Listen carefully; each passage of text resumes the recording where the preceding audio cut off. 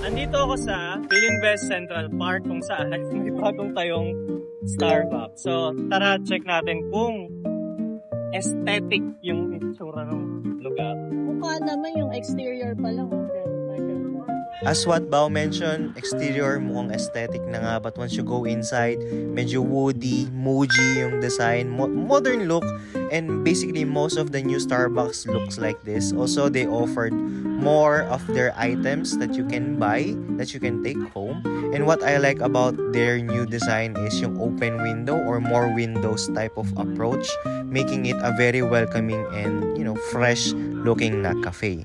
Technically, wala naman sobrang special aside sa bago, and isa siya sa pinakamalapit na coffee shop in case na nagtatambay kayo dito sa park, tumatakbo, nag-hangout. Kasi usually mga alfresco food lang meron. So, newest coffee shop sa Philinvest Central Park.